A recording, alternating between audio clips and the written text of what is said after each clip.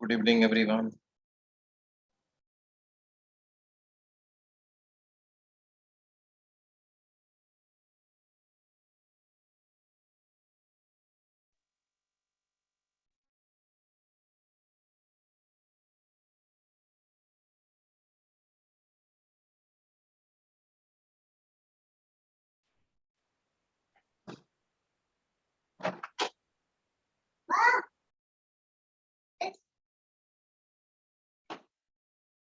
So in the previous lecture, हम लोगों ने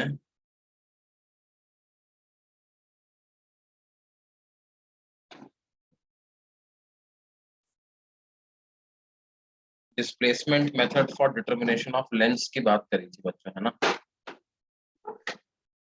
और लास्ट में हम लोगों ने ग्राफ्स भी पढ़ा।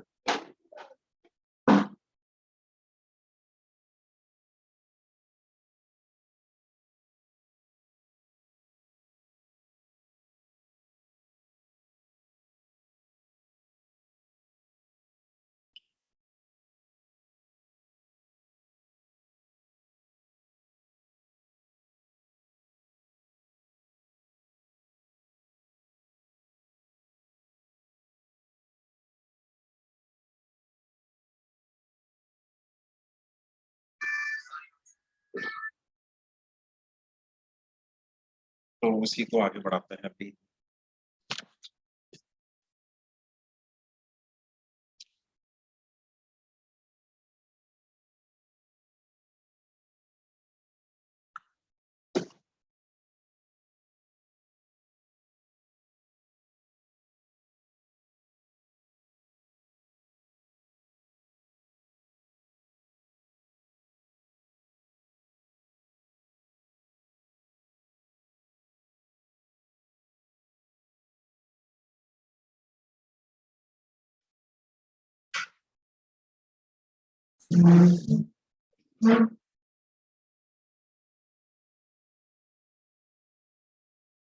बच्चों एक minute, just give me minute.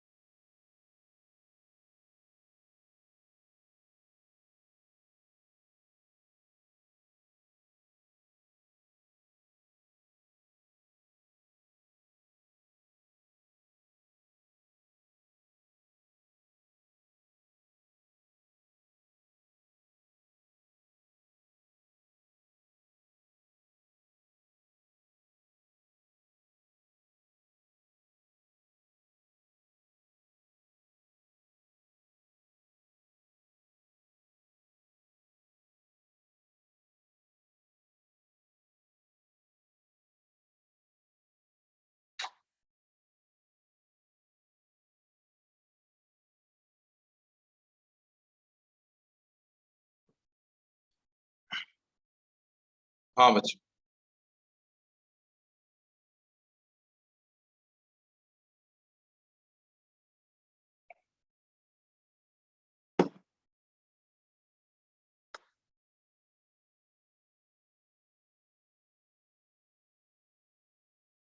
तो लेंस के बारे में हम लोगों ने लेंस का ग्राफ पिछली क्लास में पढ़ा था।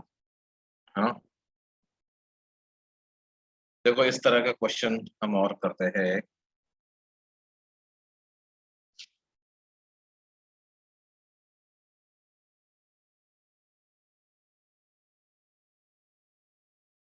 देखो हमें कहा जाए कि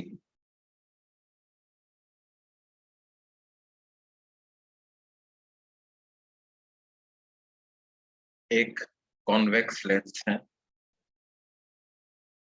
जिसकी फोकल लेंथ 20 सेंटीमीटर है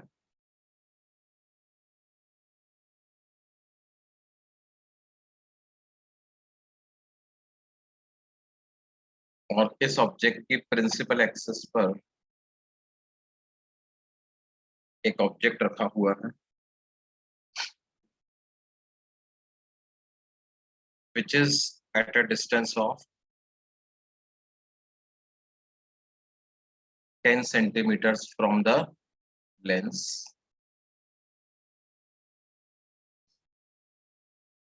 और इसके सामने एक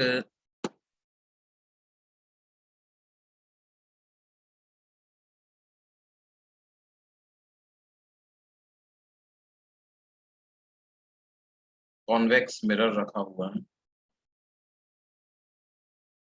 जिसकी रेडियस ऑफ कर्वेचर है 40 सेंटीमीटर्स, और लेंस और मिरर के बीच में जो डिस्टेंस है वो हमें दी हुई है 10 सेंटीमीटर। ये ऑब्जेक्ट की हाइट 2 मिलीमीटर्स है, तो हमें पता करना है फाइंड द पोजीशन ऑफ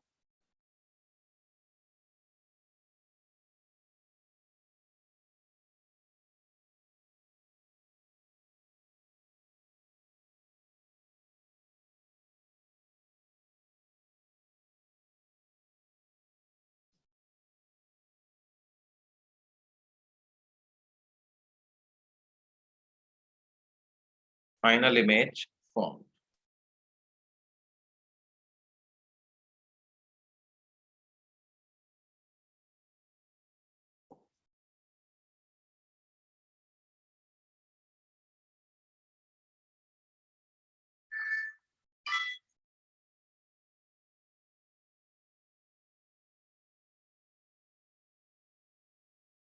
अब देखो फाइनल इमेज का मतलब क्या होगा बेटे इसमें, कि पहले ऑब्जेक्ट से रेस चल करके लेंस पे इंसिडेंट होंगी, लेंस एक इमेज बनाएगा,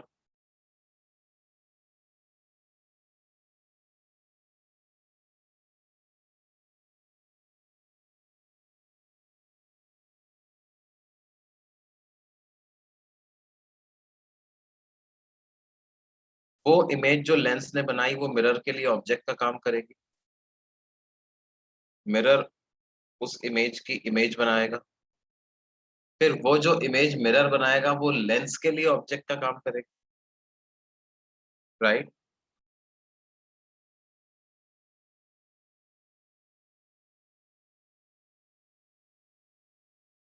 और फिर लेंस से दोबारा रिफ्रैक्शन होगा और फाइनल इमेज जो बनेगी वो लेंस द्वारा ही बनेगी, है ना। अगर हम देखो इसका एक रफ रफ डायग्राम बना लेना चाहिए अपने को,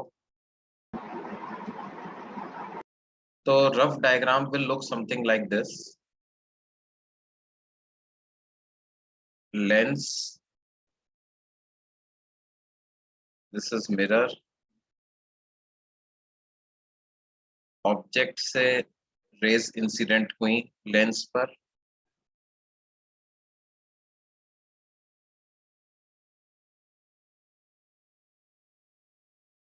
लेंस ने उनको मान लो थोड़ा बेंड कर दिया,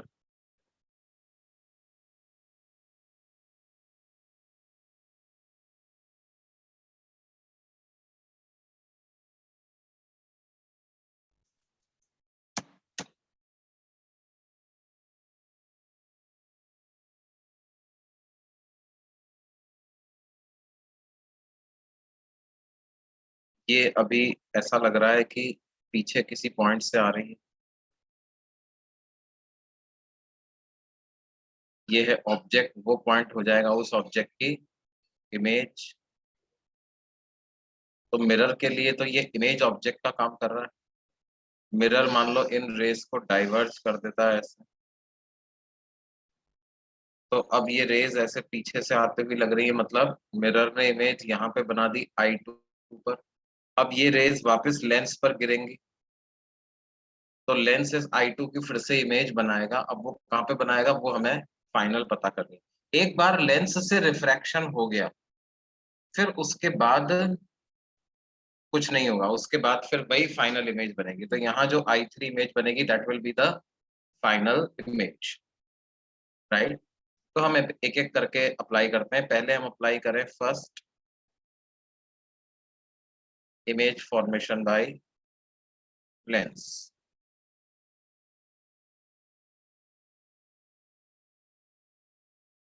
तो फॉर्मूला लगाएंगे 1/v minus 1/u is 1/f। तो हमको क्या मिलता है बेटे,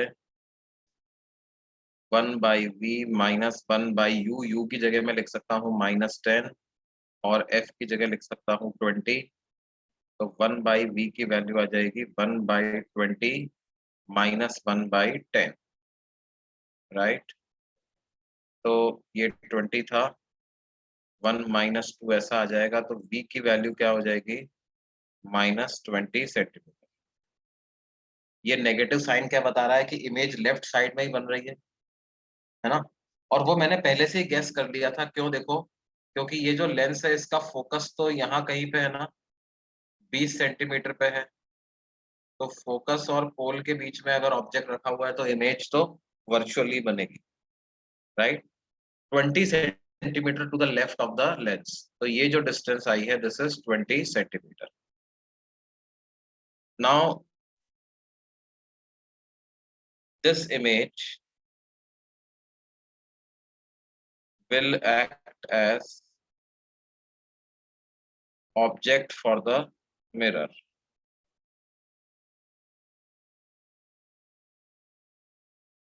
ठीक है। अच्छा, साथ ही साथ मैं यहाँ पर मैग्निफिकेशन भी निकालता चलता हूँ। मैग्निफिकेशन लेंस के लिए फॉर्मूला होता है v/u। v is -20, u is -10। तो +2 का मैग्निफिकेशन आ रहा है, मतलब दुगनी साइज की डायरेक्ट इमेज बना देगा। ऑब्जेक्ट 2 mm का था तो इमेज 4 mm की बन जाएगी। ठीक है। This image will act as object for the mirror. अब अब हम क्या करेंगे, now reflection from mirror will take place,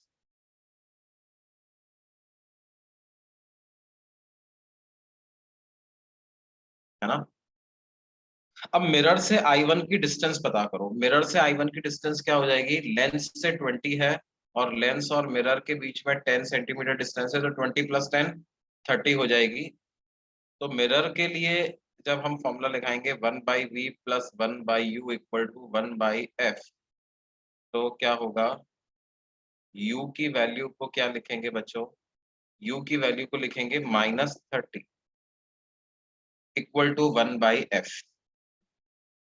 mirror का फोकल लेंथ रेडियस 40 है और कॉन्वेक्स मिरर है, तो फोकल लेंथ +20 होगी उसकी, +20।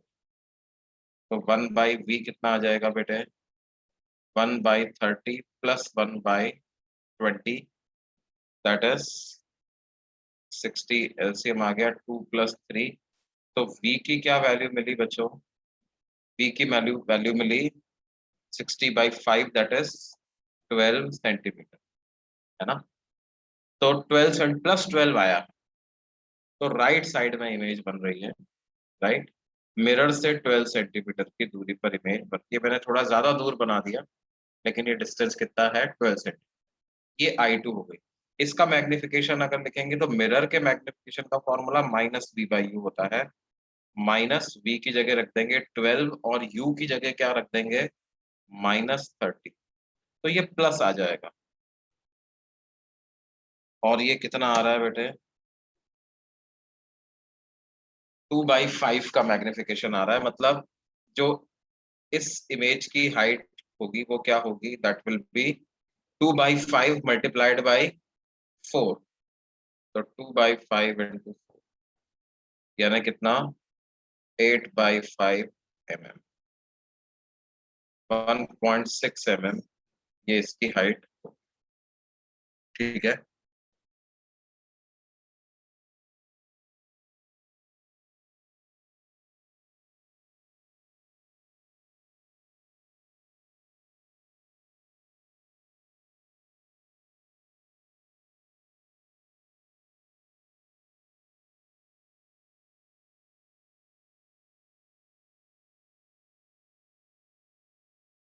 अब क्या होगा, I2 will now act as object for lens। I2 will now act as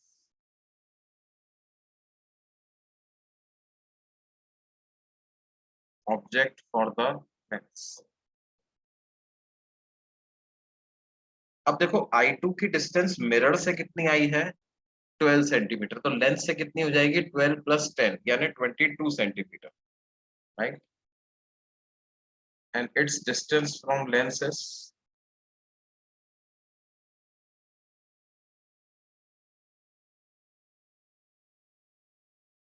ठीक है। ध्यान दो, अब जो लेंस पे रेज इंसिडेंट हो रही हैं वो लेफ्ट में जा रही है, इस तरह की रेज इंसिडेंट हो रही है ना लेंस पे।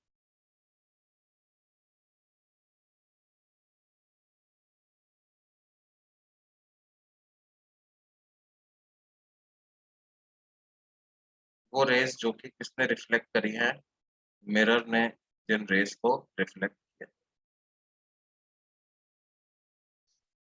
ये 10 सेंटीमीटर और ये 12। तो अब साइन कन्वेंशन अपोजिट हो जाएगा। अब क्या कहूंगा मैं, लेफ्ट साइड को पॉजिटिव कहूंगा और राइट साइड को नेगेटिव। तो फॉर लेंस यू हो जाएगा कितना, -22 सेंटीमीटर। फॉर्मूला लगाएं, 1/b -1/u is equal to 1/f। u को लिख दूंगा -22 और f हो जाएगा 20। तो 1/b की क्या वैल्यू आ जाएगी, 1/20 -1/20, राइट। इसको सॉल्व कर रहे हैं हम। तो v की वैल्यू क्या आ जाएगी बेटे, 2/20 इंटू 22, 10 आ जाता है। v की वैल्यू क्या आ रही है, +220 सेंटीमीटर। मतलब यहाँ लेंस के पॉजिटिव साइड कौन सी है, अब लेफ्ट वाली। तो लेफ्ट में बहुत आगे 220 सेंटीमीटर दूर जा करके ये इमेज बन रही है। कितना, एट 220 सेंटीमीटर फ्रॉम द,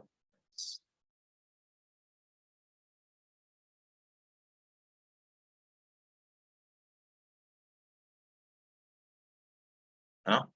अभी मैग्निफिकेशन निकालेंगे तो देखो क्या आएगा, लेंस के लिए v/u होता है 220 डिवाइडेड बाई u कितना था, -20। तो अभी मैग्निफिकेशन कितना आ गया, -10 आ गया, है ना। पिछली पिछला जो ऑब्जेक्ट था वो 1.6 mm की हाइट का था।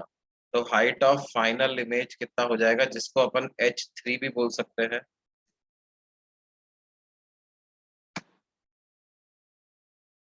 वो हो जाएगा magnitude of magnification into 1.6 mm, यानी कि 16 mm का हो जाएगा। अच्छा, अभी तक देखो हर स्टेज पे मैग्निफिकेशन पॉजिटिव आया था। पहले आया था +2, फिर उसके बाद आया +2/5। तो अभी तक इरेक्ट इमेज ही बन रही थी, लेकिन अब क्या होगा, मैग्निफिकेशन नेगेटिव आ गया है तो इमेज कैसी बन जाएगी, इन्वर्टेड इमेज बन जाएगी। और जहां पे इमेज बनेगी वहां पर वाकई में रेज इंटरसेक्ट कर रही हैं, तो image will be a real image, है ना। And 220 centimetre to the left of the lens, 220 centimetre to the left of the lens.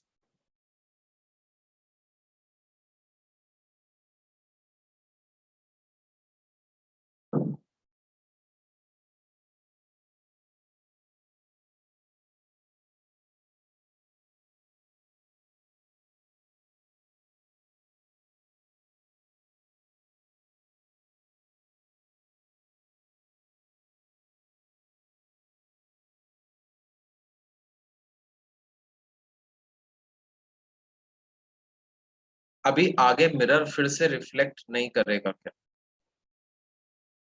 H2 में should not be multiply 8/5 with 2, 8/5 को 2 से क्यों मल्टीप्लाई करेंगे बेटे, देखो।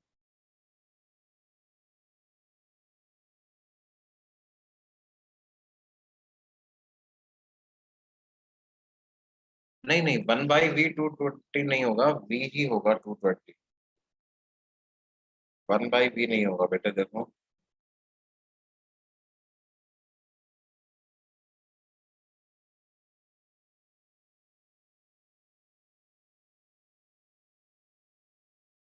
1/v इतना आ रहा है, तो v2। सर हाँ बेटे बोलो। सर वो H2 में सर वो H2 में मैं वो 8/5 गलती से लिख दिया, मैं 2/5 का पढ़ा था क्योंकि हमने H2 में हमने 2/5 को 4 से क्यों मल्टीप्लाई किया, वो 2 होना चाहिए ना क्योंकि। हम्म, देखो बेटे, 2 2 mm तो अपने ऑब्जेक्ट की हाइट थी, है ना? ठीक है। हाँ अब लेंस ने उसका इमेज जब बनाया तो लेंस का मैग्निफिकेशन 2 आया था ना, पहला मैग्निफिकेशन। हाँ सर। पहला मैग्निफिकेशन 2 आया था। तो इसका मतलब लेंस ने जो इमेज बनाई ये वाली, वो 4 mm की ऑलरेडी हो चुकी है, 2 mm का ट्वाइस, ओ ओके सर, समझा समझा। है ना? तो now for mirror, object is of height 4 mm, तो what ever magnification I obtain for the mirror, उसको मैं किससे मल्टीप्लाई करूंगा? 4 mm से। तो इसलिए 2/5 × 4 किया। हाँ समझ गया सर। ठीक है। अच्छा, अब देखो ये वाला डाउट काफी लोगों के मन में होता है कि सर, अब ये मिरर वापस इमेज नहीं बनाएगा क्या? देखो, अब मिरर इमेज नहीं बनाएगा। क्यों नहीं इमेज बनाएगा? तुम ऐसे देखो कि ये जो लेंस है, इससे रेज अब रिफ्रैक्ट होकर के ऐसे आगे चली गई, और वो लेंस से कितना दूरी पर जाकर के इंटरसेक्ट कर रही है? 220 mm पे जाकर के इंटरसेक्ट कर रही है। और इंटरसेक्ट करने के बाद क्या होगा? वो ऐसे लेफ्ट में ही आगे जाती जाएगी, राइट? अब अगर इधर तुम लेफ्ट में कोई मिरर रखते हो तो, या कोई लेंस रखते हो, तो वो उसकी इमेज बना सकता है। ये रेज वापस चल करके मिरर पे तो नहीं आने वाली ना।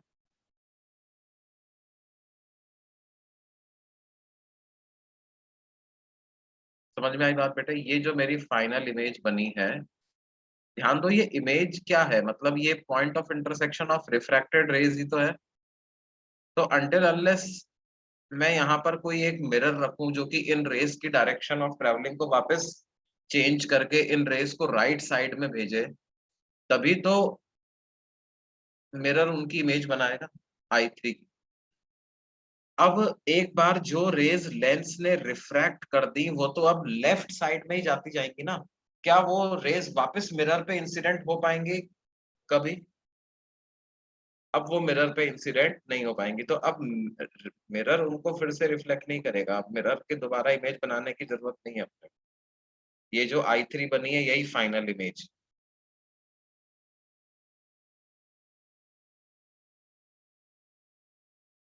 लेंसेज में भी टोटल मैग्निफिकेशन के लिए M1 × M2 × M3 होगा क्या? बिल्कुल होगा। यहाँ भी आप क्या कर सकते हो? टोटल मैग्निफिकेशन के लिए M1 × M2 × M3 कर सकते थे। जैसे M1 अपने पास आया था 2, M2 अपने पास आया था कितना? और 2/3, राइट?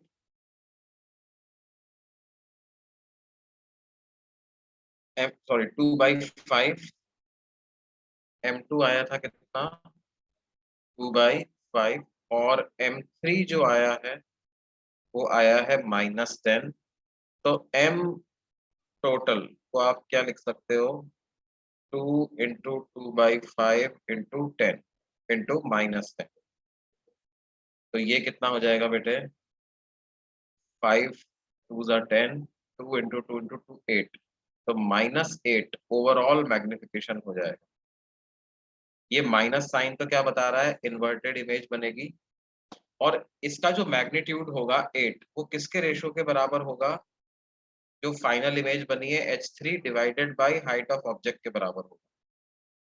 तो हाइट ऑफ ऑब्जेक्ट कितना है? 2 mm। तो H3 सीधे भी आप लिख सकते थे कि 16 mm की बनेगी। This also we could have done.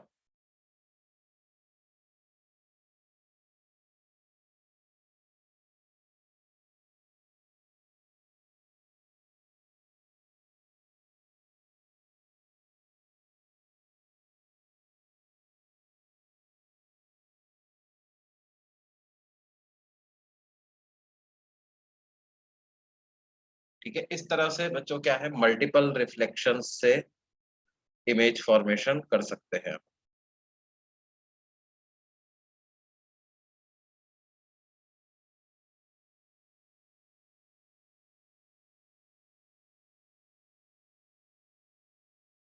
हाँ, हर इंडिविजुअल पॉइंट पे निकालना पड़ेगा। मैग्निफिकेशन जो है वो जब भी आपने कोई इमेज बनाई है, रिफ्लेक्शन हुआ है या रिफ्रैक्शन हुआ है ना, तो आपको उस समय पर मैग्निफिकेशन हर इंडिविजुअल पॉइंट पे निकालना पड़ेगा। जितनी बार भी इमेज बनाओगे उतनी बार मैग्निफिकेशन निकालना पड़ेगा।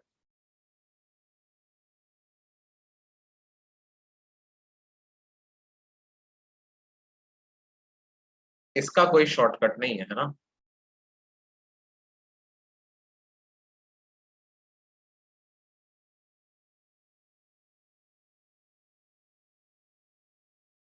ओके बच्चों,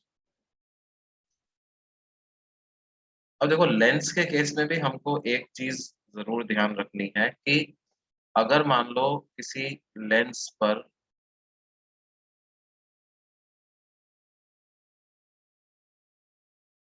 हम पैरेलल रेज इंसिडेंट करें, ऐसी रेज इंसिडेंट करें जो कि एक दूसरे के तो पैरेलल हो, ठीक है, which are parallel to each other,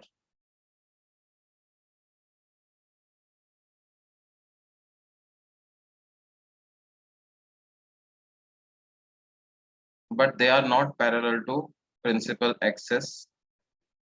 principal axis के साथ कुछ स्मॉल एंगल थीटा वो रेज बना,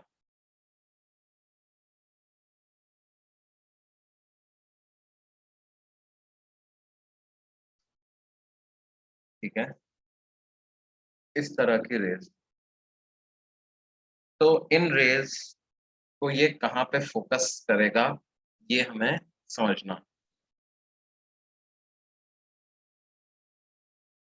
अच्छा देखो, इस तरह की रेज कैसे बनी होंगी, कहाँ से आ रही हैं ये, हम ऐसा मान सकते हैं, we can assume that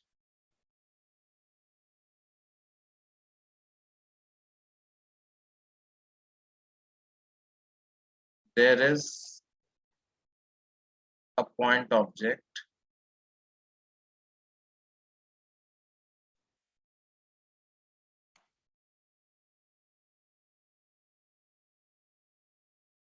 placed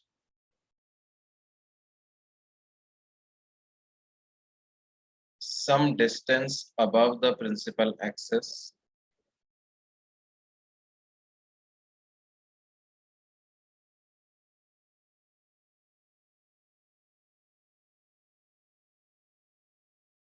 at a very large distance from the lens।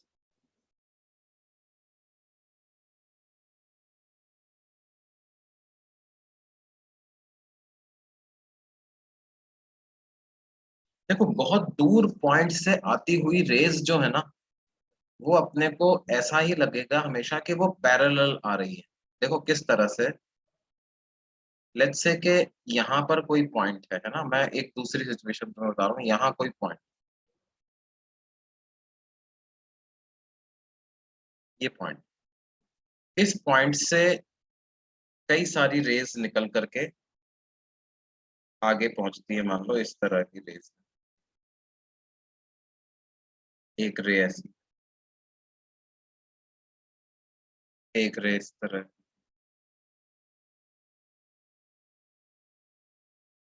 एक रे ऐसी,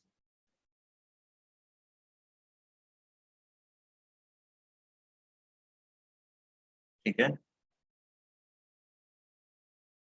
अब देखो ध्यान दो कि इन रेज को अगर हम पीछे, हमें नहीं पता है कि ये कहाँ से आ रही हैं, we just observe only this region, सिर्फ ये राइट वाला पार्ट ही अपन ऑब्जर्व करें,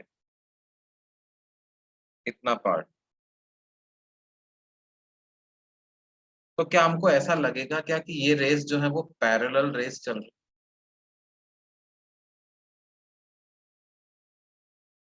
हमको लगेगा as if these rays are almost parallel to each other.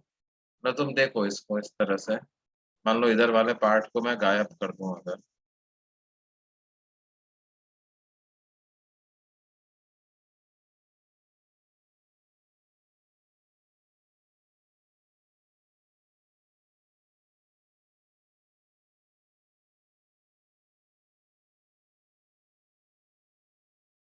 Although they are not parallel, but ऐसा हमें लगेगा कि as if they are almost parallel, जैसी ये रेस हमको लगेंगे। ठीक है,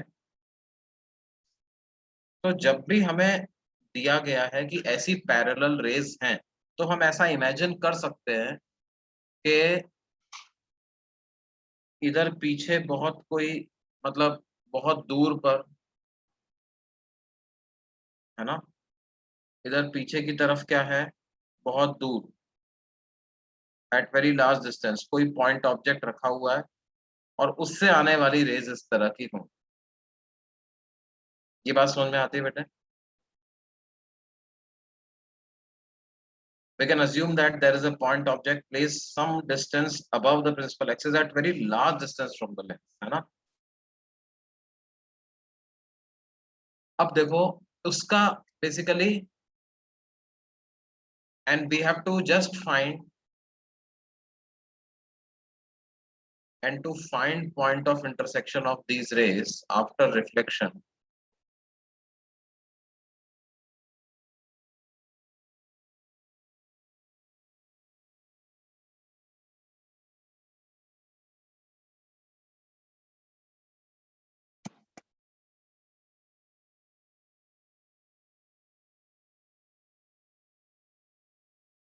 we need to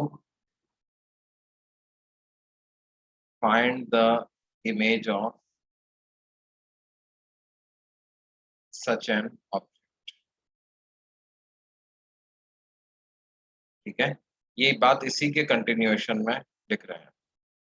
अगर कोई हमसे कहे कि ये रेस रिफ्रैक्ट होने के बाद कहाँ पे इंटरसेक्ट करेंगे, तो बेसिकली हमको क्या करना है, ऐसा जो पॉइंट ऑब्जेक्ट मैंने डिस्क्राइब किया है उसका इमेज मेरे को बताना लगा। ठीक है, अब देखो, since object is placed at very large distance,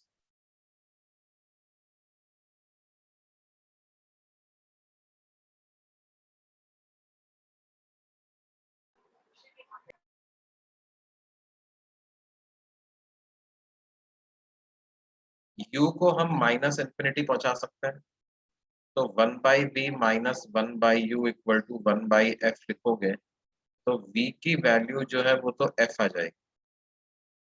मतलब जो इमेज बनेगी उसका x कोऑर्डिनेट तो क्या होगा, फोकस, f ही उसका x कोऑर्डिनेट होगा, राइट। और देखो हम ऐसा मान लेते हैं कि ऑब्जेक्ट जो है वो बहुत लार्ज डिस्टेंस पे रखा हुआ है, and that large distance is d, और प्रिंसिपल एक्सिस से कुछ h हाइट पे रखा हुआ, सच दैट ये जो h/d का जो रेशियो है इट इज थीटा। वैसे h/d tan थीटा होना चाहिए, but theta is very small. ऐसा होने के लिए हमने tan थीटा को अप्रोक्सीमेटली कितना लिख दिया है, theta, where d is tending to infinity, d is very large value।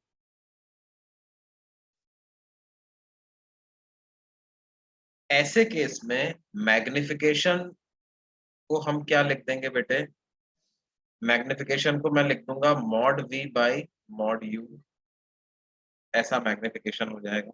मतलब सॉरी, मैग्निफिकेशन तो v बाई u ही होता है, मैग्नीट्यूड ऑफ मैग्निफिकेशन को क्या लिख दूंगा, mod v by mod u, जो कि बराबर होता है height of image upon height of object. अब मॉड v क्या होगा बेटे, मॉड v तो f ही हो जाएगा, मॉड u को d लिख देते हैं, तो ये height of image upon height of object हो जाएगा। तो हाइट ऑफ इमेज को क्या लिख सकते हो आप, f divided by d into height of object, height of object is h, ये h, यही हाइट ऑफ ऑब्जेक्ट मैंने यहाँ पर पुट कर, ठीक है।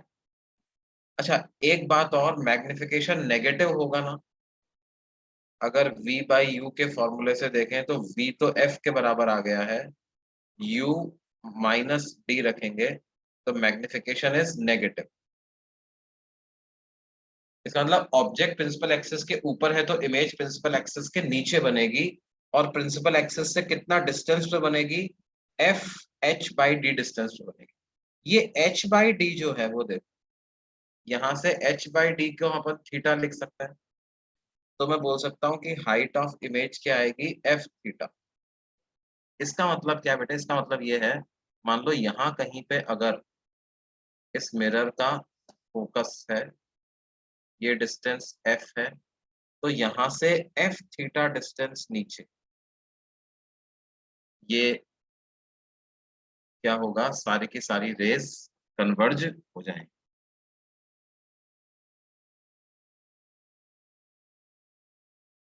देखो ऑप्टिकल सेंटर की तरफ जाने वाली रे तो सीधी निकलती है, ये पढ़ा था अपन। और बाकी रेज भी क्या होगा, इस वाले पॉइंट पर आकर के कन्वर्ज हो जाएंगे।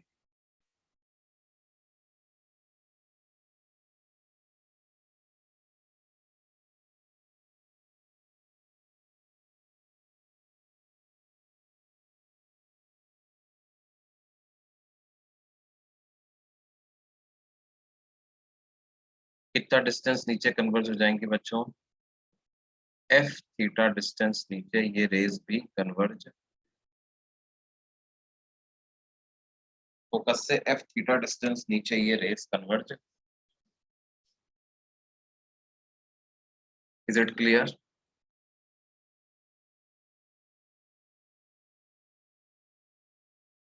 हाँ, पैरेलल रेस को हम ऐसा मानते हैं कि they meet at infinity, is for the same reason.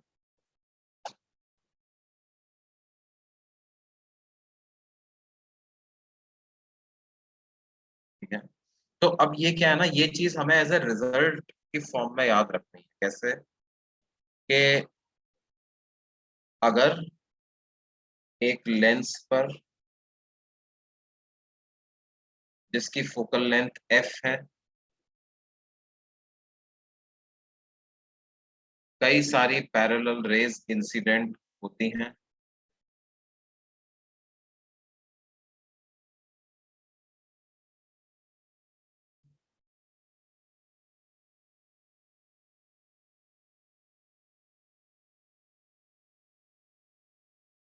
which are traveling parallel to each other, तो आफ्टर रिफ्लेक्शन क्या होगा,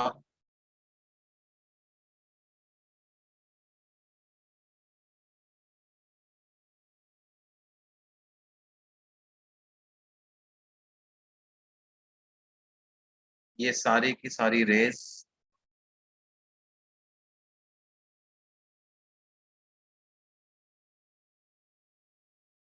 किसी एक पॉइंट पर कन्वर्ज हो जाएंगी, और वो पॉइंट कौन सा होगा बेटे, that point will lie right below the focus, है ना। वो पॉइंट जो है वो फोकस के ठीक नीचे लाई करे, और कितना डिस्टेंस नीचे लाई करेगा, एफ थीटा डिस्टेंस नीचे लाई।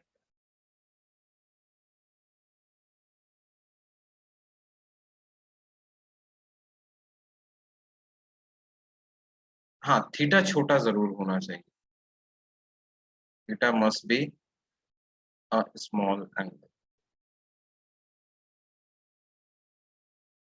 स्मॉल एंगल मतलब कितना बेटे, 10 डिग्री से छोटा हो तो उसको आप इजीली स्मॉल मान सकते हैं।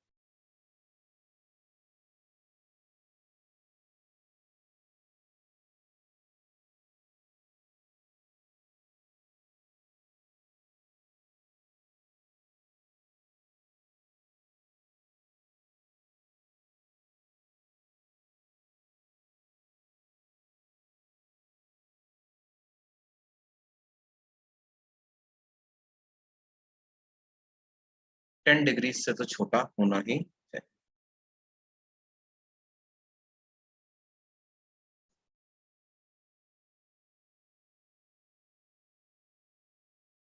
अच्छा, और ये फॉर्मूला अप्लाई करते समय थीटा को रेडियन में पुट करना है ना? Theta must be substituted in radian.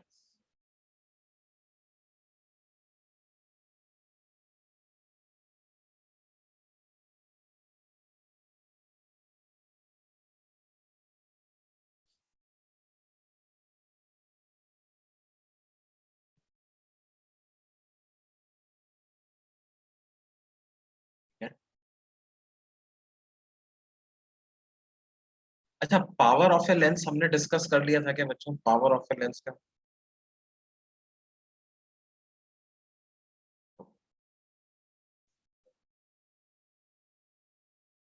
अच्छा, एक स्टूडेंट डाउट पूछ रहा है, सर ऑप्टिकल सेंटर से जाने वाली रे सीधी क्यों निकल जाती है? इसमें उनको अभी भी कंफ्यूजन होता है। ड्रॉ अ ज़ूम्ड रे डायग्राम टू शिफ्ट क्यों नहीं होगा? देखो बेटे भाई, जैसा मैंने बताया था कि क्या है, हम थिन लेंस कंसिडर कर रहे हैं।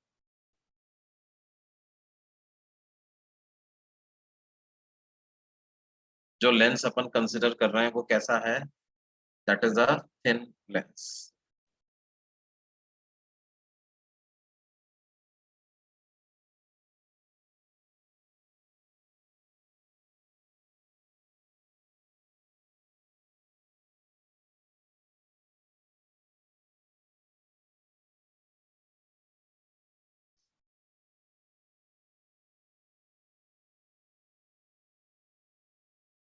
और साथ ही साथ दो अजम्पशन है यहाँ पर।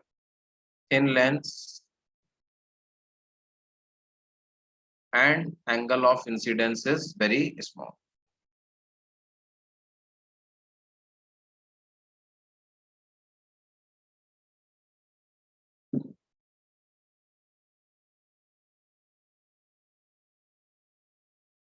Near normal incident.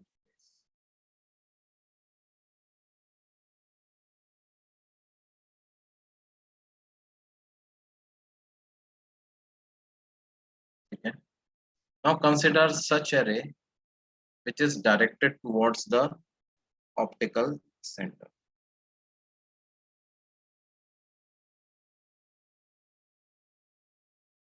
right? अब see the point is,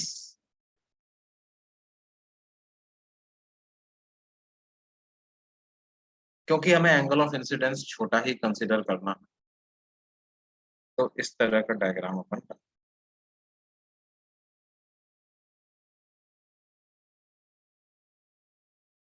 अब देखो इस वाली रे का क्या होगा?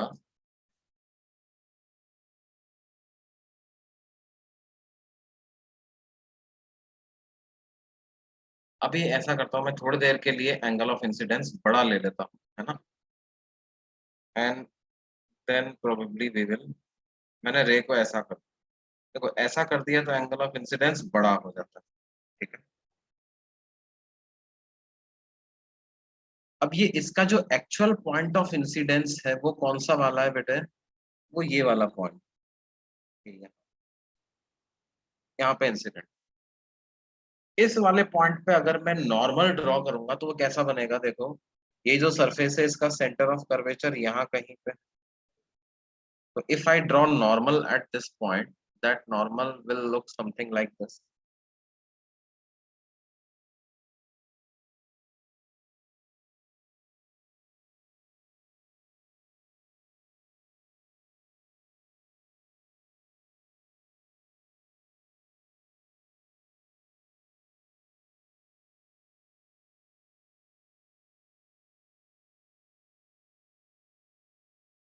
वो नॉर्मल कुछ ऐसा लगेगा।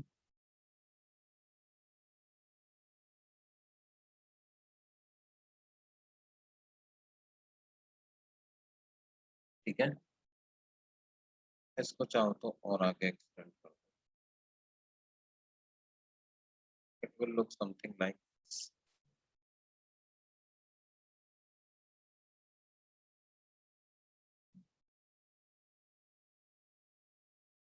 अब देखो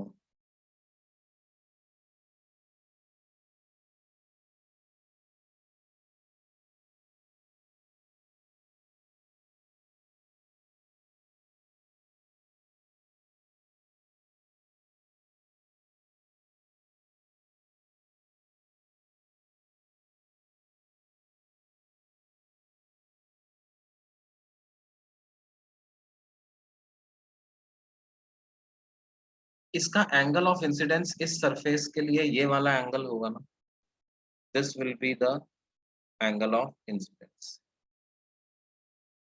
राइट।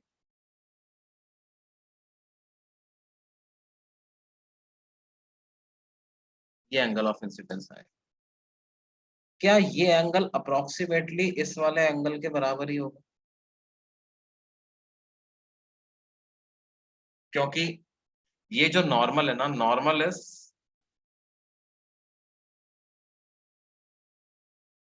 ऑलमोस्ट पैरेलल टू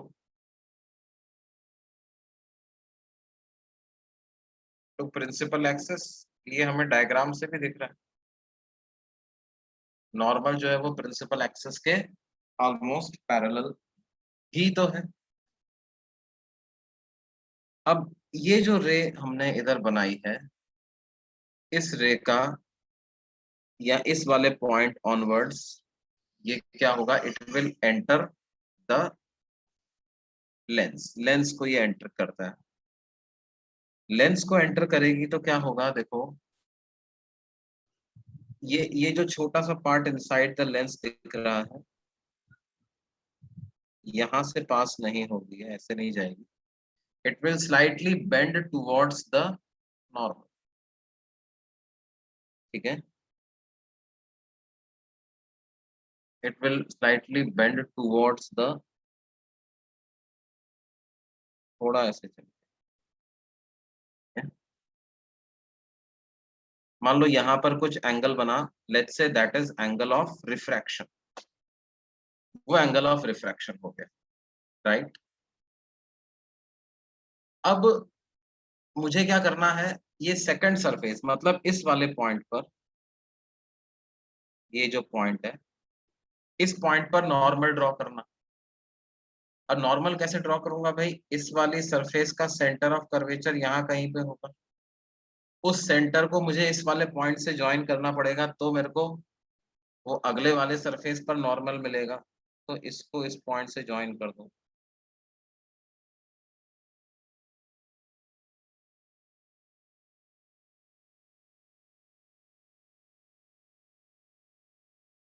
ये लाइन इधर के लिए नॉर्मल हो गया, ठीक है। अब देखना, पहले सरफेस के लिए जो एंगल ऑफ रिफ्रैक्शन था, क्या अब वो इधर एंगल ऑफ इंसिडेंस हो जाएगा क्या, क्योंकि ये angle and this angle,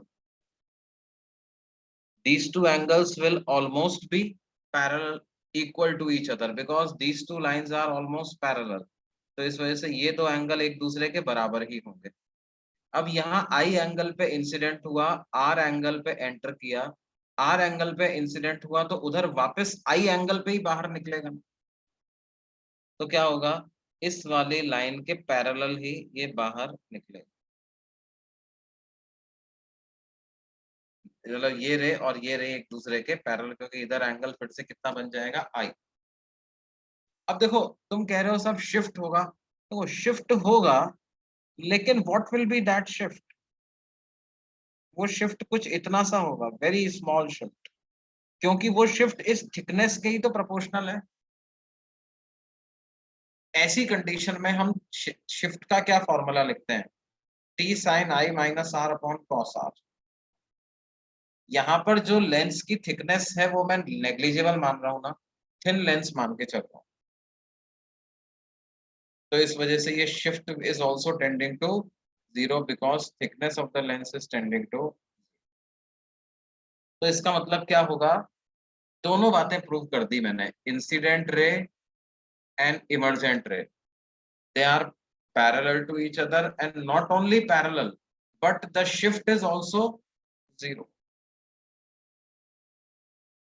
shift is also zero because the lens is thin, ठीक है।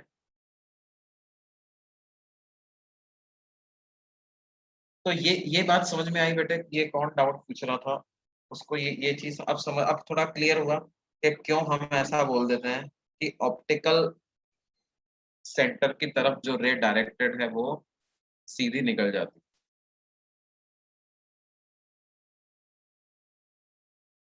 थिकनेस का कोई लिमिट है, लिमिट मतलब बेटे what do you mean by limit of thickness?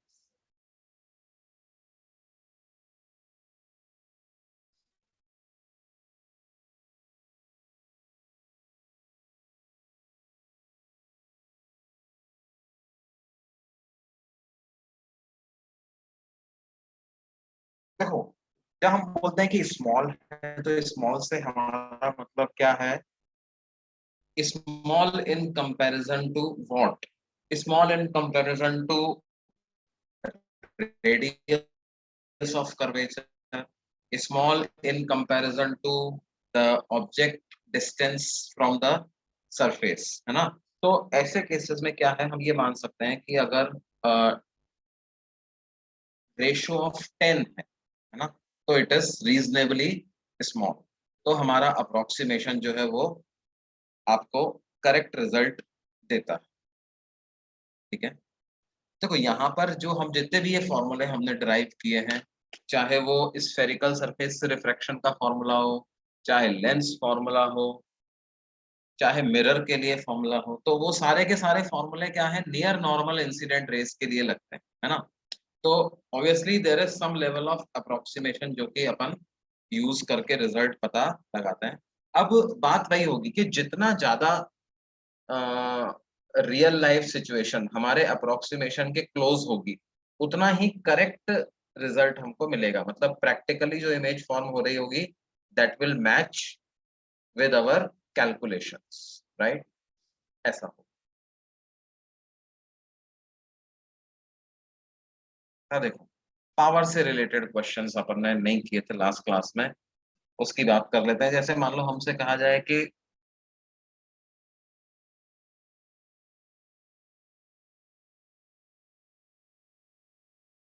an equiconvex lens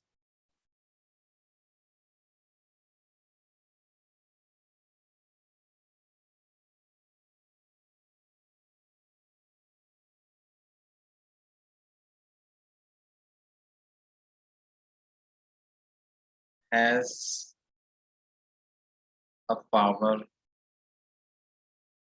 of P naught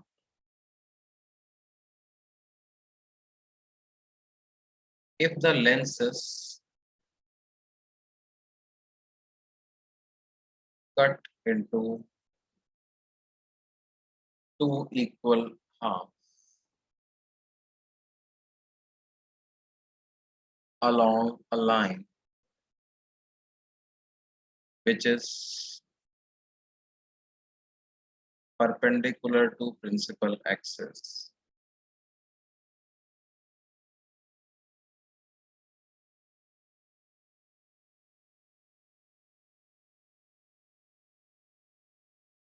Then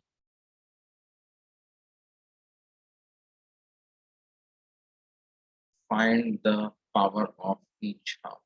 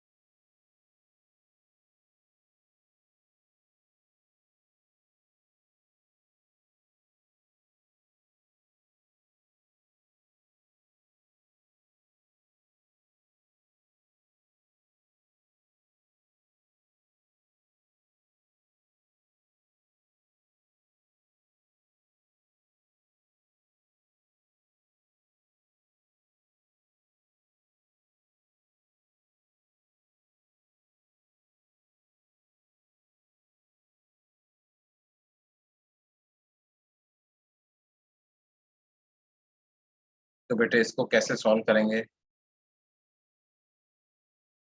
equi convex lens मतलब दोनों surface का रेडियस बराबर है, उसको ऑप्टिकल एक्सिस के परपेंडिकुलर यानी इस तरह से कट कर दिया गया, ठीक है। तो अब वो उसका हर एक पार्ट एक प्लेनो कॉन्वेक्स लेंस के जैसा। इसका पावर क्या होता, 1/f। पी नॉट की वैल्यू लिखूं तो 1/f, वो किसके बराबर आएगा, refractive index of lens upon 1 - 1 into 1/r minus of -1/r।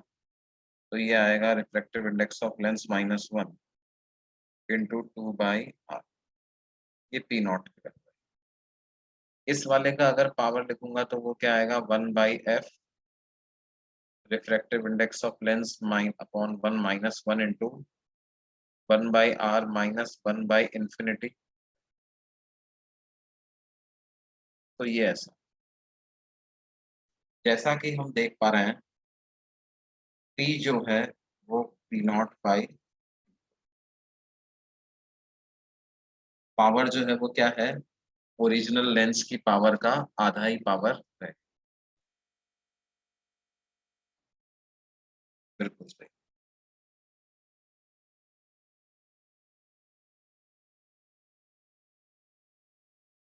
अच्छा, पावर के बारे में एक बात हमें ये ध्यान रखनी है कि if a lens is immersed in a medium,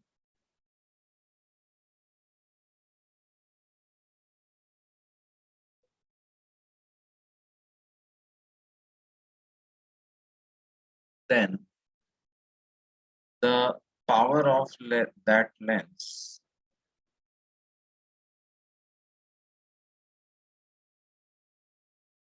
in the medium is defined as mu या n by f in that medium, where what is f in the medium is focal length of the lens in the medium.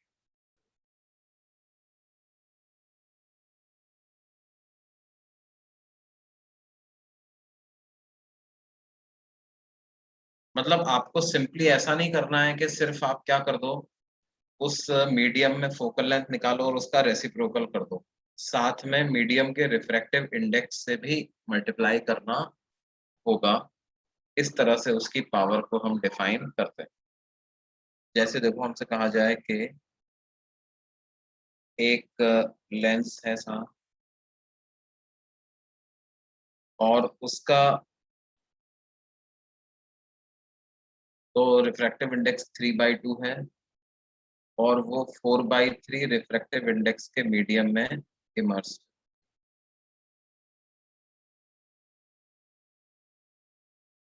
दोनों तरफ की radius of curvature जो है वो 40-40 centimetre के बराबर।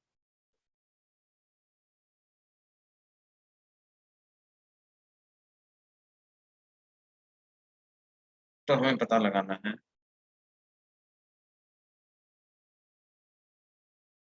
Find the power of the lens in the,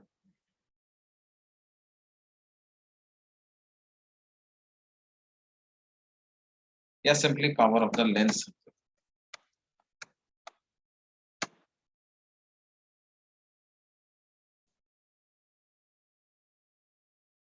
ऐसा क्यों, एन से क्यों मल्टीप्लाई करते हैं, देखो वैसे तो इसका एग्जैक्ट रीजन आपको क्या है, वेव ऑप्टिक्स में हम अच्छे से बता पाएंगे। Actually there are, when light travels there are two kinds of paths that we talk about, geometric path and optical path, right? So if the light is traveling in air or vacuum, whatever distance it travels, that distance is called as geometric distance, and in air or vacuum geometric distance is same as optical distance. But when light travels in some other medium other than vacuum or air, So the geometric distance it travels is different, but the optical equivalent of that distance is different, है ना? क्योंकि light की speed slow हो जाती है, तो ये जो कॉन्सेप्ट है ये एक्चुअली क्या है, वेव ऑप्टिक्स का कॉन्सेप्ट थोड़ा ज्यादा है, जिसमें लाइट को हम वेव फिनोमेना की तरह से मानेंगे। अभी के लिए यू एक्सेप्ट दिस कि हमें क्या करना पड़ता है, मीडियम के रिफ्रैक्टिव इंडेक्स से हमको मल्टीप्लाई करना पड़ता है, ठीक है? एक्चुअल में ये क्यों ऐसा होता है, लाइट के फेज वगैरह में चेंज आता है वेवलेंथ चेंज होने की वजह से, तो हमें एन से मल्टीप्लाई, अभी के लिए आप ये ध्यान रखो कि क्या है, एन से मल्टीप्लाई करना पड़ेगा। तो इसको ट्राई करो, क्या आंसर आता है।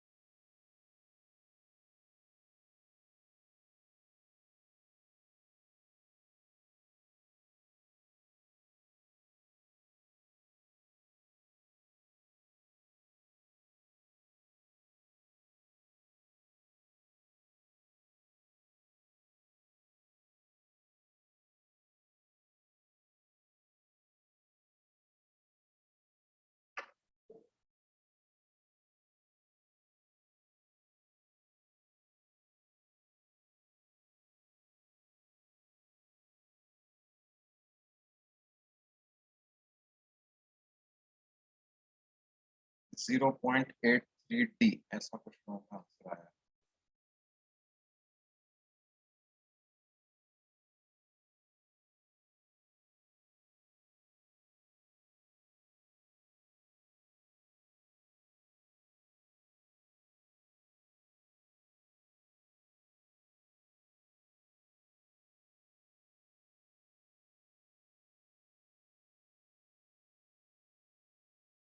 देखो हम क्या लिखेंगे,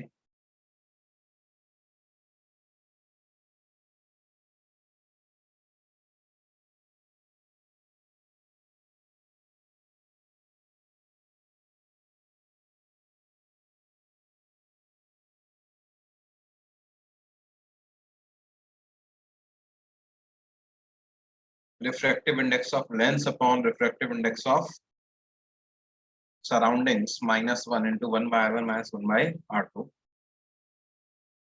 तो हो जाएगा 9/8 - 1, 1/40 प्लस 1/40, ये हो गया 1/20। तो 1/f की क्या वैल्यू आ गई भाई, 1/160। कैसा,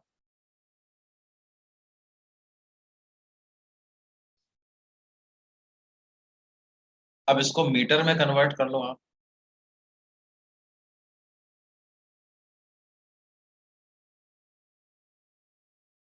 कितना मीटर। अब पावर जब लिखेंगे तो लिखेंगे n into 1/f, N S 4/3 multiplied by कितना, इसको 100/160 ऐसा लिख सकते हैं।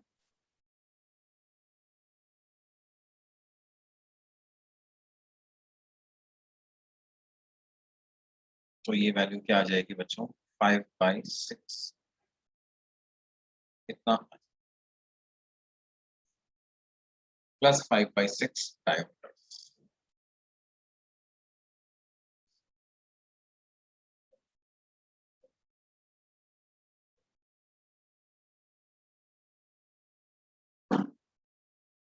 Eight point three three D नहीं आएगा, 5/6 डी आएगा, 0.8।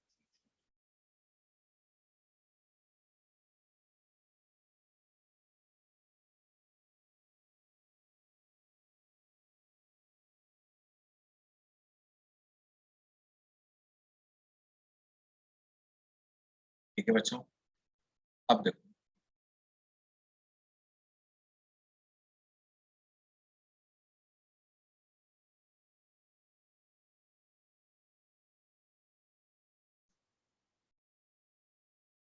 अब हम आगे चलते हैं, बात करते हैं किसकी, कॉम्बिनेशन ऑफ लेंसेज।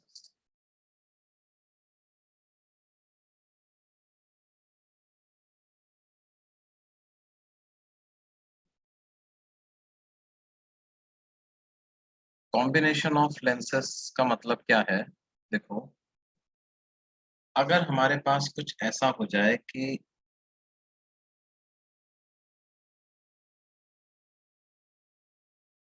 कुछ लेंसेज जो हैं हम वो एक के बाद एक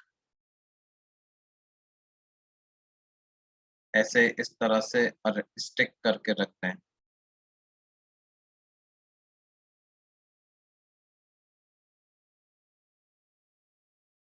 तो इनका जो पूरा कॉम्बिनेशन है उस that can be replaced by a single lens,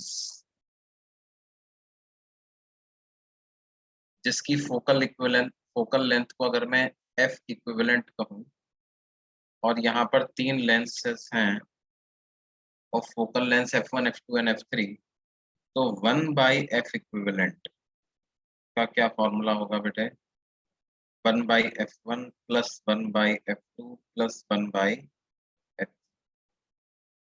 basically simple सी बात है कि क्या है, मान लो यहाँ पर कोई ऑब्जेक्ट रखा हुआ है और इन तीनों से रिफ्रैक्शन के बाद कोई फाइनल इमेज बनती है, तो वो इमेज कैसे पता करेंगे, पहला लेंस इमेज बनाएगा, जो इमेज पहले लेंस ने बनाई वो दूसरे के लिए ऑब्जेक्ट का काम करेगी, दूसरे ने जो इमेज बनाई वो तीसरे के लिए ऑब्जेक्ट का काम करेगी और तीसरा इमेज लेंस फाइनल इमेज बना देगा।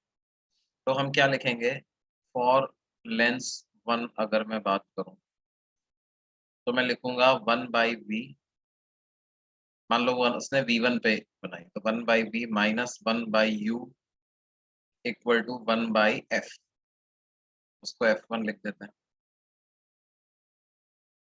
अब देखो ध्यान दो, ये V1 तो इस पॉइंट के रेस्पेक्ट में आया है, ये जो V1 जहां पे बनेगा वो सेकंड वाले लेंस के लिए ऑब्जेक्ट का काम करेगा, लेकिन मैं कैसे लेंसेस कंसिडर कर रहा हूँ, थिन लेंसेस में कंसिडर कर रहा हूँ।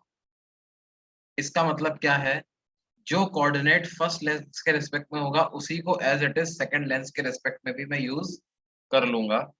तो सेकंड लेंस मान लो इमेज बनाता है V2 पोजीशन पे, तो उसके लिए क्या लिखूंगा, 1 by V2 minus 1 by you की जगह V1 रख दो इक्वल टू 1 बाई F2। और थर्ड लेंस के लिए जो सेकंड ने इमेज बनाई वो इधर ऑब्जेक्ट का काम करेगी, और फाइनल इमेज मान लो V पोजीशन पे बनती है, तो 1 by V minus 1 by U को मैंने डायरेक्टली क्या यूज कर लिया, V2 equal to 1 by F. ठीक है, सब कुछ कोऑर्डिनेट्स के टर्म्स में ही चल रहा है।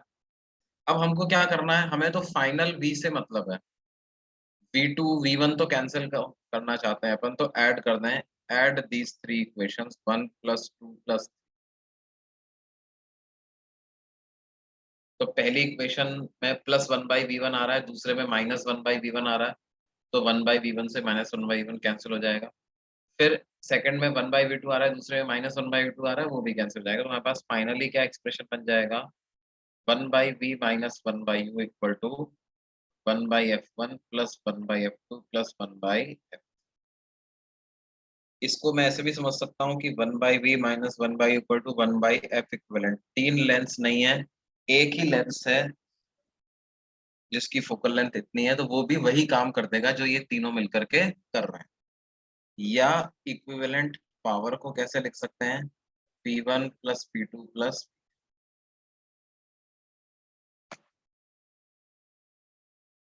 ये F1 F2 F3 क्या है बच्चों, F1 F2 F3 are focal lengths of the three lenses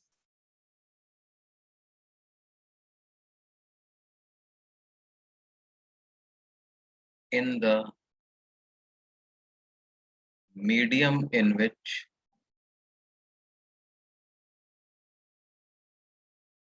whole combination is placed.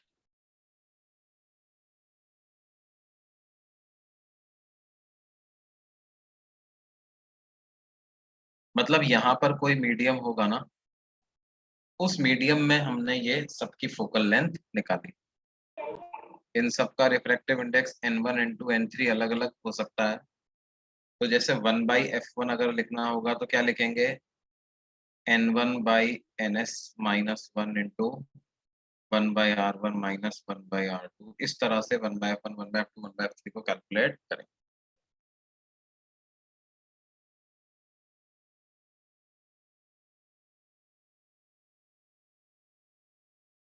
ये सब साइन को कंसीडर करके, हाँ मतलब अभी क्या है, मतलब ये जो इक्वेशन मैं लिख रहा हूँ इसमें f1 f2 f3 must be substituted with proper sign. जो भी उनका साइन है उसके हिसाब से ही उसको सब्स्टिट्यूट करना।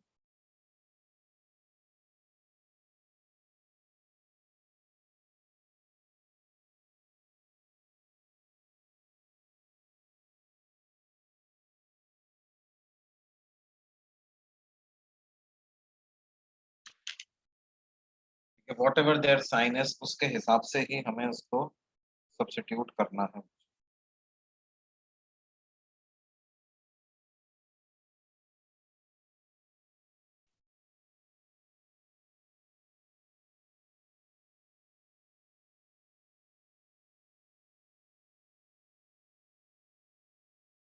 ठीक है, अब अब देखो ये हमें कई बार तो ऑब्वियस होता है कि ऐसा कॉम्बिनेशन का फॉर्मूला यूज करना है।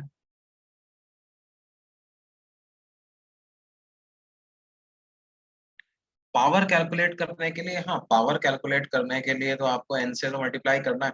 वो क्या होगा, जो P1 होगा ना, P1 अपने आप n से मल्टीप्लाई होगा, उसी तरह से P2 n से मल्टीप्लाई होगा, P3 n से मल्टीप्लाई होगा। तो P1 P2 P3 will take care of that multiplying by n वाला जो काम है वो P1 P2 P3 में हो जाएगा। आपको तो बस इक्विवेलेंट में तो P1 P2 P3 को ऐड करना है।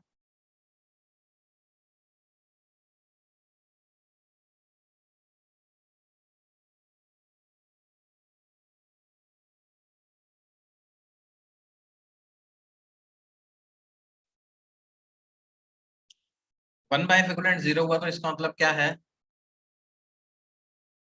वो जो कॉम्बिनेशन है वो एक, मतलब वो कोई बेंड नहीं कर रहा रेज को, है ना। वो क्या होता है, रेज उस पे सीधे आती हैं तो सीधी निकल जाती है।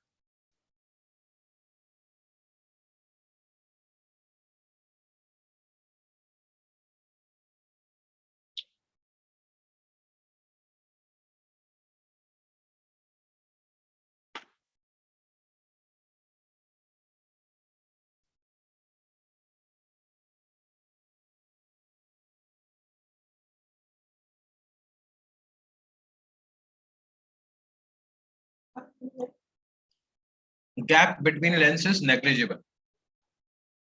लेंसेज के बीच में जो गैप है वो नेग्लिजिबल।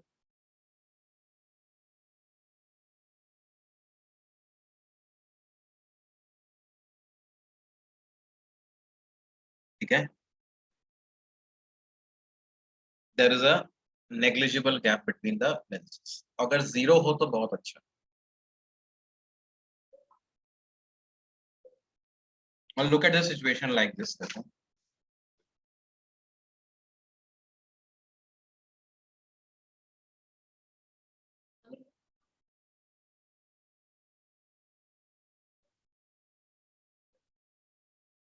ये एक कॉनकेव लेंस है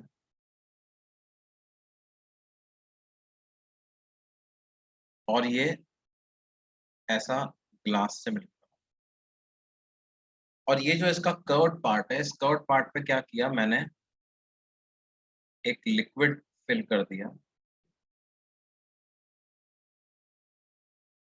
उस लिक्विड का रिफ्रैक्टिव इंडेक्स है 2, और ये रखा हुआ है किधर, एयर में रखा हुआ है।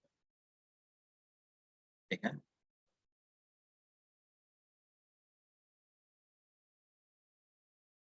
ये जो सरफेस है इसकी रेडियस ऑफ कर्वेचर 30 दी हुई है, नीचे वाली सरफेस की रेडियस 20 दी हुई है।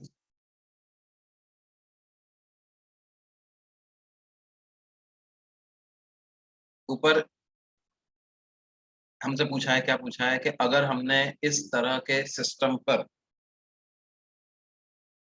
पैरेलल रेज भेज दी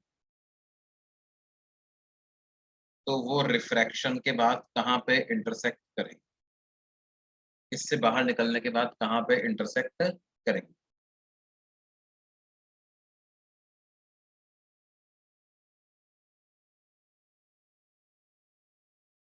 एक तो तरीका क्या है, आप रिफ्रैक्शन वगैरह पूरा करवाओ, चेक करो। दूसरा तरीका क्या है, देखो हम इसको ऐसा मान सकते हैं कि हमारे पास दो lenses, one is a plano convex lens and other is a बाइकॉन्केव।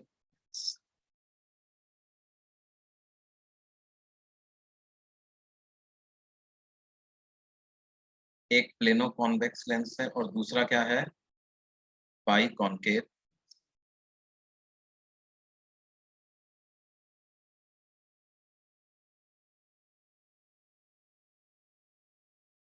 और इनके बीच में there is a very slight gap between them, वहां पर एयर।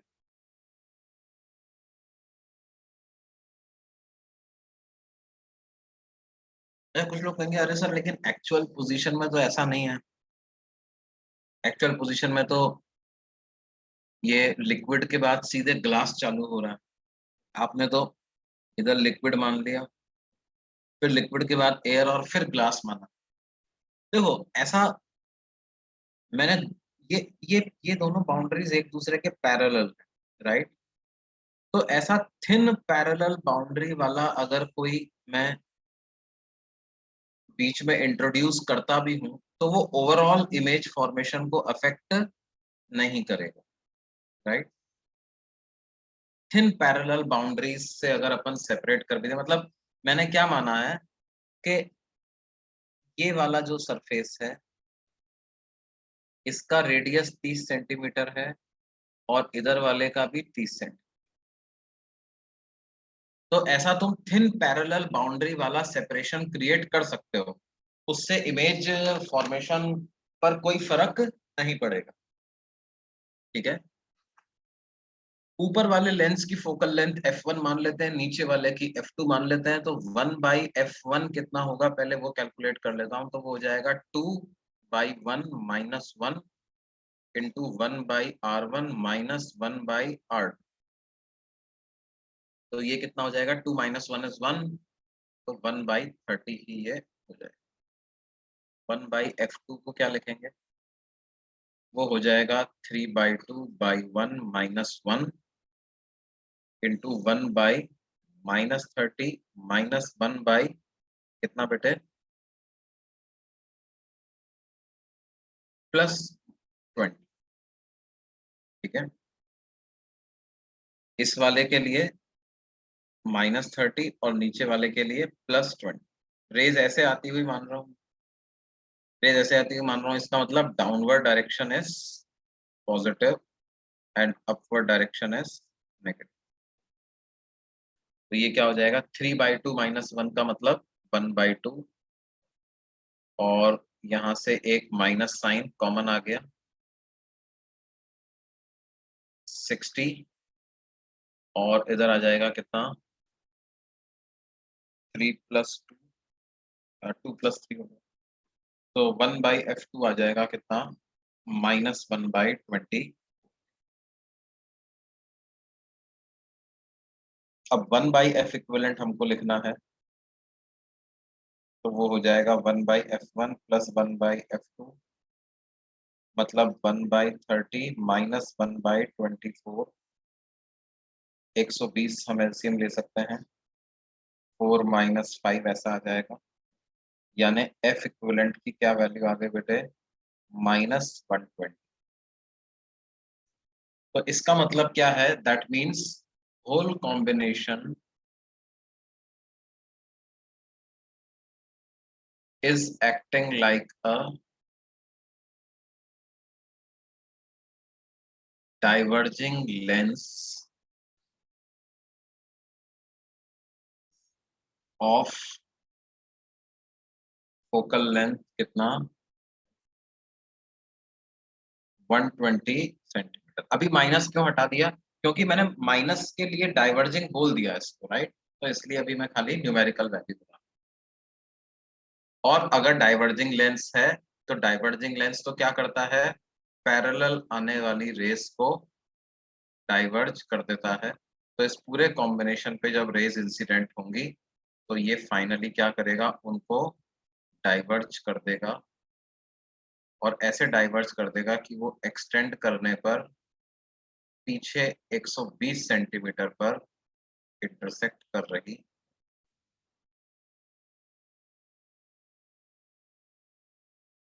ये बात समझ में आती है भाई सबको?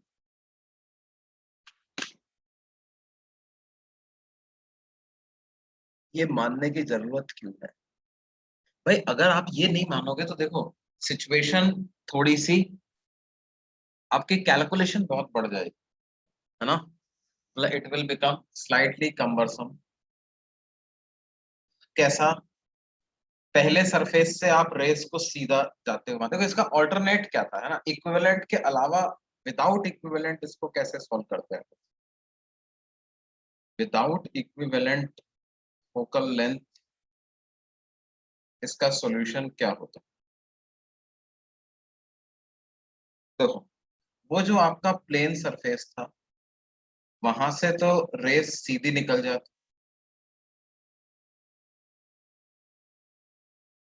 ये जो प्लेन सरफेस है इधर से ये रे सीधा निकलती, right, because it is normally incident, it will pass through straight.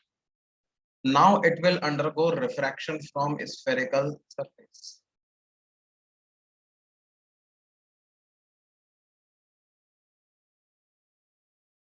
Refraction from spherical surface होता, और कहां से कहां होता, 2 से 3/2। तो मैं क्या लिखता, N2/V minus N1/U equal to N2 minus N1/R। ऊपर वाले सरफेस का रेडियस क्या है? ऊपर वाले का रेडियस है 30, लेकिन वो ऊपर है तो उसको -30 लिख देंगे। तो मेरे पास क्या आ जाएगा, 3/2V इक्वल टू 3/2 -2 करते तो क्या आता बेटे, 3/2 -2 करते तो 1/2 आता, राइट, -1/2, और तो ये 1/60 आ जाएगा। तो यहाँ से V की वैल्यू क्या आ जाती है, 90 सेंटीमीटर। मतलब इसने रेस को 90 सेंटीमीटर की तरफ भेज दिया है, राइट, यहाँ पीछे 90 सेंटीमीटर। अब ये 90 सेंटीमीटर वाला पॉइंट क्या करेगा, अगले इंटरफेस के लिए ऑब्जेक्ट का काम करेगा। तो हम लिखेंगे क्या, N2/V, N2/V। अभी रिफ्रैक्शन हो रहा है ग्लास से air, N2/V minus N1/U, U को क्या लिखेंगे, +9 equal to N2 minus N1 divided by R। अब R को पॉजिटिव लिखेंगे, क्या, +20। तो मेरे पास आएगा 1/V माइनस 3, ये S कितना हो जाएगा, -1/60 इक्वल टू 1 माइनस 3/2 इज -1/2, और -1/2 इंटू 1/20 तो कितना आएगा, -1/, तो 1/V की क्या वैल्यू आ जाती है बेटे, 1/60 -1/4, तो ये 2 -3 ऐसा, यानी V की क्या वैल्यू आ गई, -120।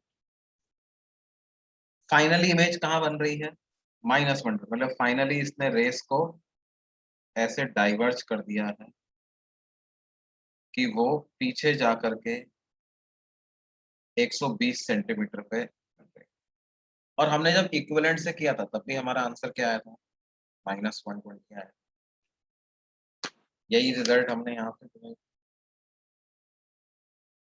ये बात समझ में आ रही है भाई सब?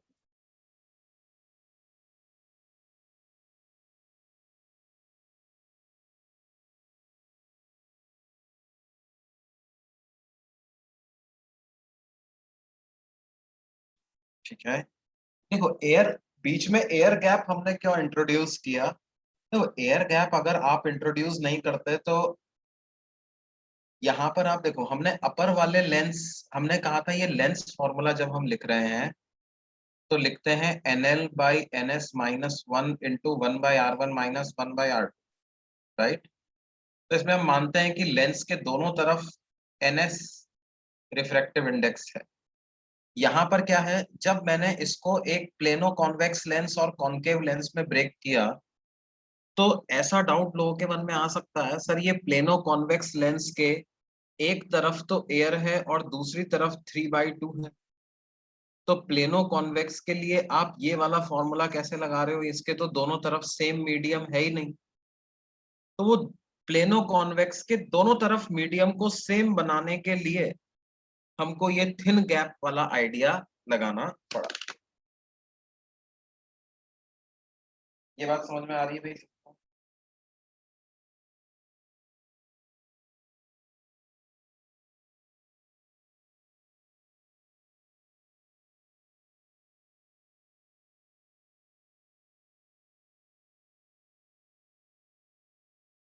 ओके भाई।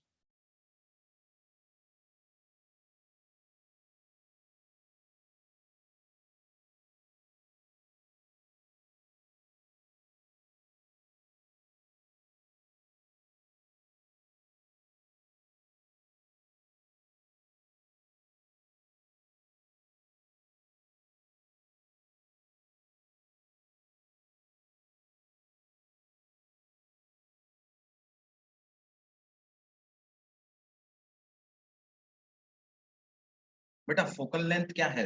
रेस को बेंड करने की एबिलिटी तो होती है ना? तो क्या है, अच्छा बेंड किस हिसाब से होगा? जितना ज्यादा रिफ्रैक्टिव इंडेक्स में चेंज आएगा उतना ही ज्यादा बेंड होगा ना।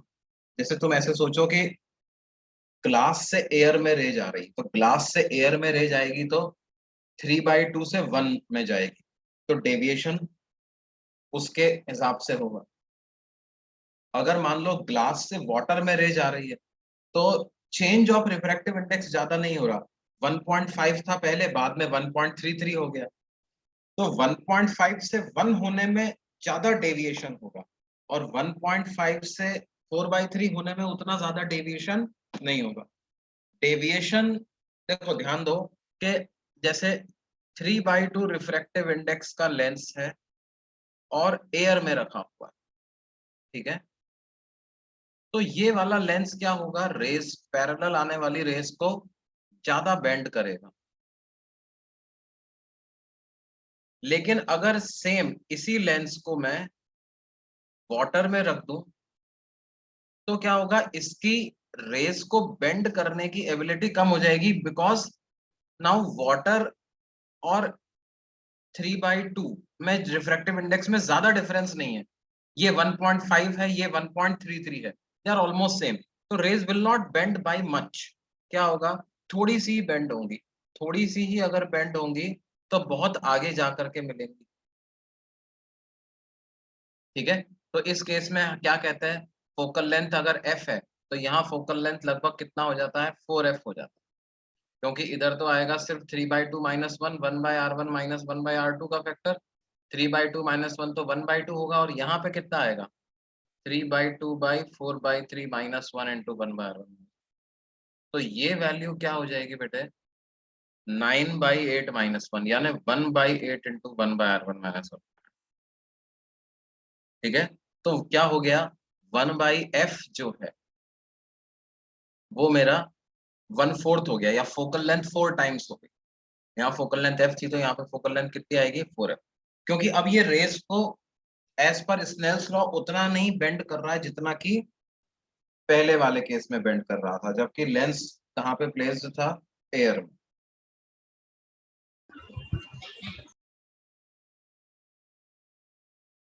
ठीक है बच्चों, ये बात समझ में आया?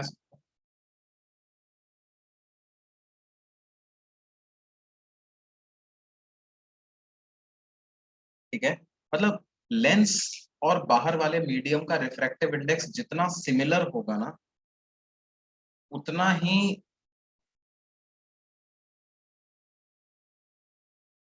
ही फोकल लेंथ ज्यादा आएगा। और फोकल लेंथ ज्यादा मतलब पावर कम, मतलब लेंस ने अपनी रेस को बेंड करने की एबिलिटी को खो दिया, कमजोर कमजोर हो गया। ठीक है बेटे।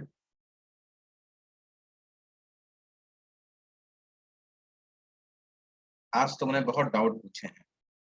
आपका क्या नाम है?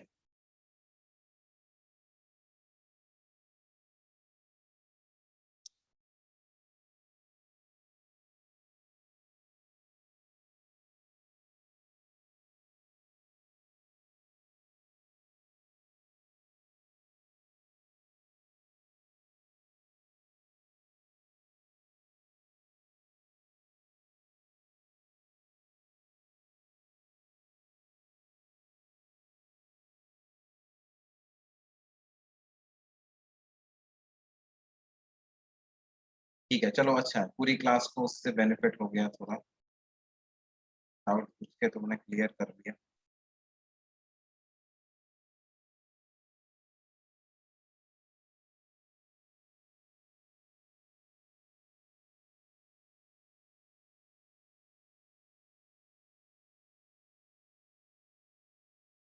तो ठीक है बच्चों, आज के लिए हम इतना ही पढ़ते हैं। नोट्स यहीं भेज देता हूँ मैं। ओके।